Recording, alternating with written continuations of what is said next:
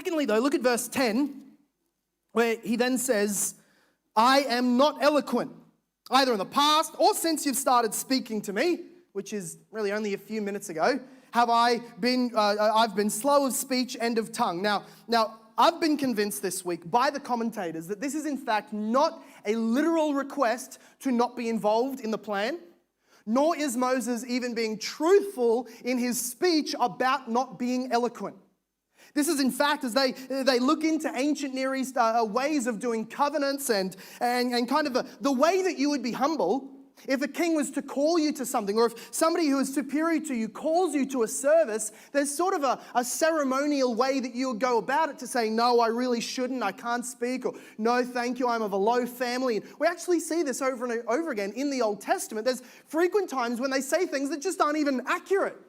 Somebody being called by God says, I'm of a low family of no repute, and they're literally one of the major families of Israel. It's actually a matter of a ceremonial, and I think if we can put this into context, you get it. If you're ever out to lunch with your European family members, right, or maybe your Asian family members, wherever you are, it's not in Australia. Sorry, pure blood Australians, you don't get this. But if you've got maybe an uncle who's Italian or a Greek grandma or something like that, a Croatian, something, you're out to lunch and they say, I'll pay for it. And now the polite thing, even if you've got $3 in your university student account, you say, no, that's okay, I'll pay for it. Just praying that they were honest and they're gonna make good on their offer. And they say, no, I'll pay. And you're supposed to say something like, and this is just a class for the real stingy students among us. Okay, this is how you're supposed to do it. And they go, oh, well, I'll at least pay for my meal. And she goes, no, I'm gonna pay for it. Don't worry, love. And you go, okay, well, at least let me grab the drinks. And he goes, no, don't worry about it. I got it. Don't worry. And you go, okay. Well, let me pay for my drinks. And by that time, she goes, I'm gonna whack your son. I'm gonna pay. All right. Now, at no point did you ever mean or hope to pay. Although had she asked you, will you get your meal, you would have. But really, the whole point was just showing a politeness. And it's a way of saying thanks instead of just saying, cheers, appreciate the free feed. It's a way of showing, this is humbling. This is too much. You're so generous. I thank you. And it's kind of the same thing. I've been convinced by the commentators that that's what Moses is really doing, especially because Moses was extremely eloquent in speech and had no speech dilemmas. Acts. Now, here's an inspired proof of this. The book of Acts, as Stephen is preaching about Moses, actually says explicitly that Moses, in his growing up, was powerful, mighty in word and deed.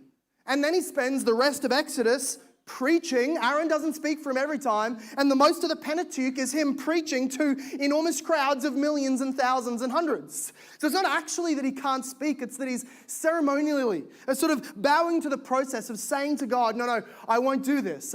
Please, I'm not eloquent. I'm not good enough to do this. And in which God says, still appropriate, even though it's not literally Moses' issue, God still rightly says, look, even if you were born with a cleft palate, sewn shut mouth, muteness, deafness, blindness, you know who gave you that?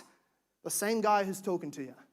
God is sovereign over every cell, every body part, every organ, every mutation that happens in us, both from our birth all the way till our old age and into our death. There is not a single molecule in the universe or a cell in our bodies that is not obeying God's plan for us. That's his encouragement to Moses, right? I don't need you to be a great speaker.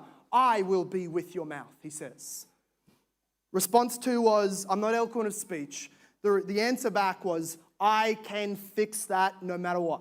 I will be with your mouth. And then his third one, this is actually what commentators say, actually kind of breaks the pattern. At this point, look at verse 13.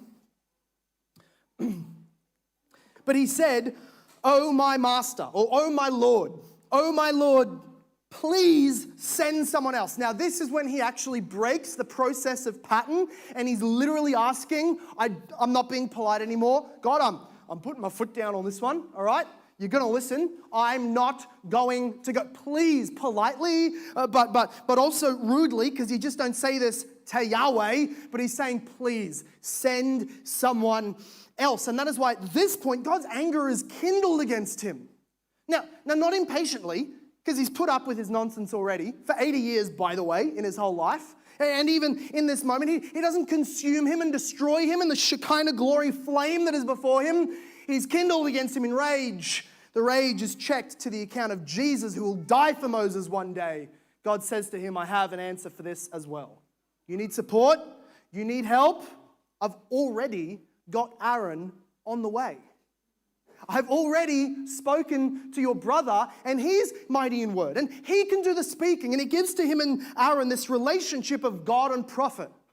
He'll say again later, he says, Moses, you will be like God to Pharaoh, and Aaron will be your prophet. In other words, you have the authority given to you by me. You speak your words to Aaron, and like a prophet, he repeats them to Pharaoh. This is this relationship that we will look at again later on when we go through latter chapters in this book. But this is scene one, God's patience with Moses, his answers and his kind of excuses to not want to be involved. Nonetheless, God gives to him all that he needs. He gives to them the miracles. He gives to him a promise to be with his mouth, and he gives him a promise that Aaron will come to you and help you.